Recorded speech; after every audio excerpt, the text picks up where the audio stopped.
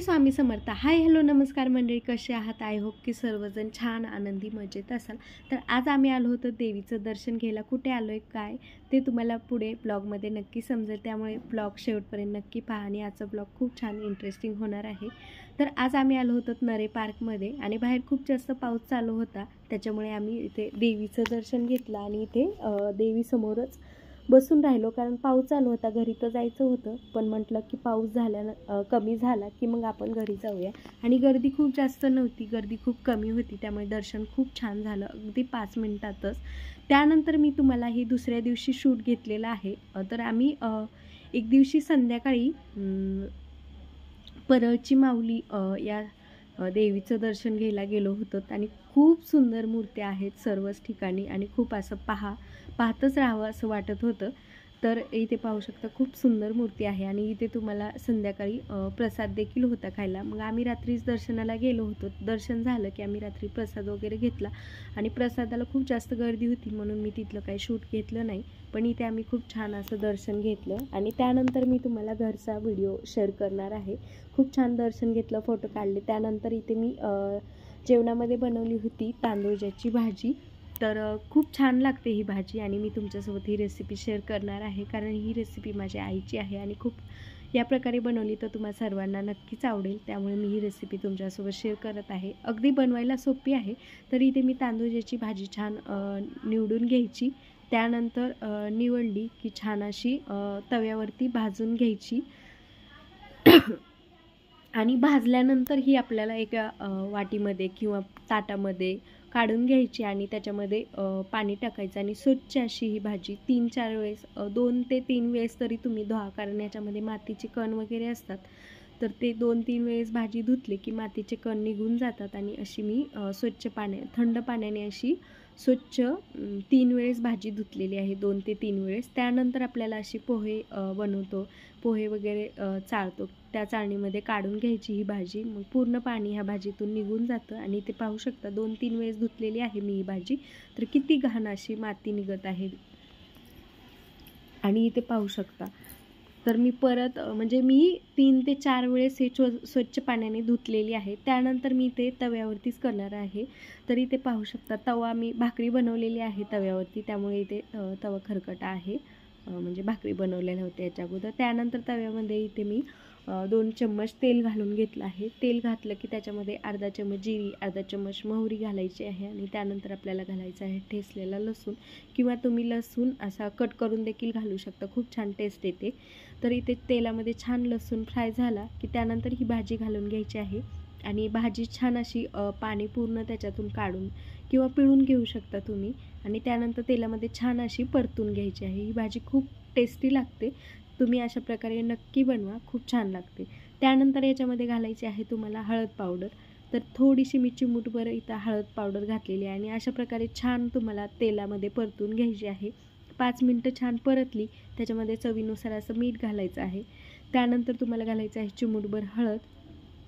परत इथे मी घातला आहे अर्धा चम्मच लाल पावडर. ही तिखट आहे आमच्या घरातला मसाला, त्यामुळे मी ते अर्धा चम्मच घालत आहे. पण तुमचा म्हणजे मसाला कितपत तिखट आहे त्याप्रमाणे तुम्ही कमी जास्त प्रमाण घालू शकता. त्यानंतर घालायचं आहे शेंगदाण्याचं कूट. तर इथे शेंगदाण्याचं कूट थोडंसं मीडियम घालायचं आहे, खूप जास्त बारीक नाही आणि मोठं पण नाही. तर त्यांनी भाजीला खूप जास्त टेस्ट येते आणि यानंतर आपल्याला काहीच घालायचं नाही, अगदी तेलामध्येच ही भाजी परतून घ्यायची आहे. खायला खूप टेस्टी आणि खुसखुशीत कुरकुरीत अशी होते ही भाजी. तर इथे पाहू शकता 5 ते 10 मिनटात हार्डली ही भाजी आपली बनवून तयार होते, अगदी झटपट होते. आणि आता पाहू शकता अजून 2-3 मिनटं छान परतवायची आहे आणि त्यानंतर ताटामध्ये काढून घ्यायची आणि ही भाजी तुम्ही चपातीसोबत खाऊ शकता.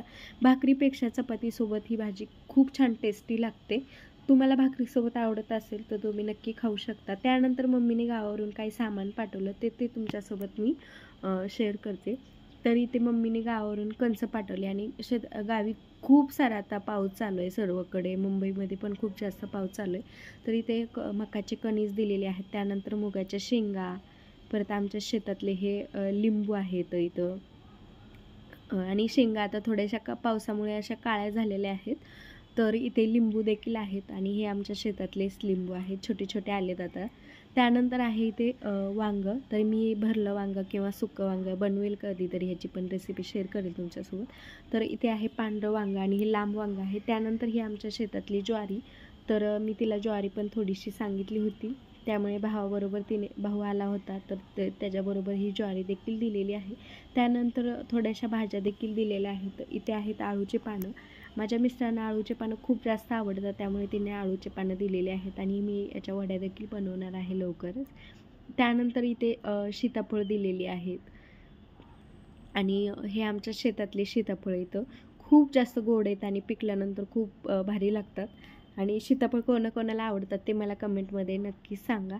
त्यानंतर इथे भोपळा देखील दिलेला आहे आणि आमच्या घराशेजारी म्हणजे जवळच आहे अगदी, तर पावाची भट्टी आहे आणि तिथे खूप छान असे ताजे पाव, खारी ठोस वगैरे असं बनवलं जातं, त्यामुळे तिथून एक पावाची लादी दिली. त्यानंतर हे भोपळे. तर ही भोपळ्या मी म्हणजे हा प्रकारचा भोपळा मी पहिल्यांदाच पाहते, कारण ह्याच्या अगोदर मी असा भोपळा कधीच पाहिला नाही. तुम्ही पाहिला का असा भोपळा ते मला कमेंटमध्ये नक्की सांगा. त्यानंतर इथे मी ह्या भोपळ्याचे थालीपीठ वगैरे किंवा सुकी भाजी वगैरे बनवेल, तर खूप छान टेस्टी लागतात ह्या भोपळ्याचे थालीपीठ तीळ वगैरे घालून. आणि इथे 2 भोपळे दिलेले आहेत, आम्हाला तर खूप जास्त होणार. आणि त्यानंतर मी इथे फराळ बनवलाच नव्हता लक्ष्मीला, तर तिने नंतर हा फराळ बनवून पाठवला आहे.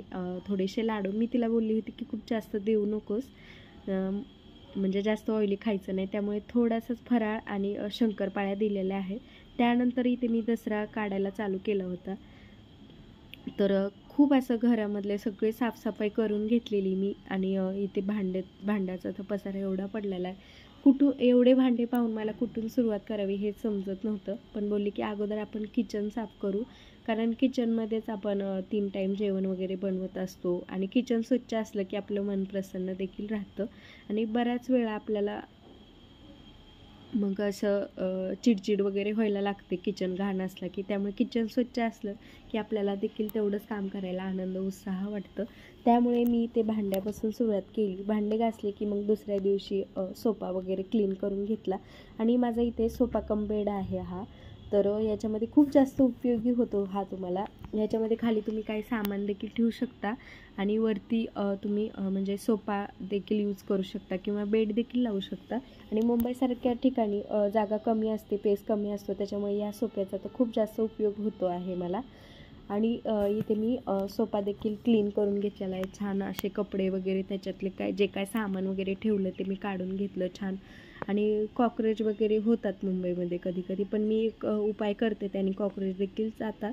तर आता एक कॉक्रोच मला साफसफाई करताना दिसला, कारण मी तो उपाय केला नव्हता त्याच्यामुळे दिसत होता, तर मी तो देखील तुमच्यासोबत नक्की करेल. आवडलं तर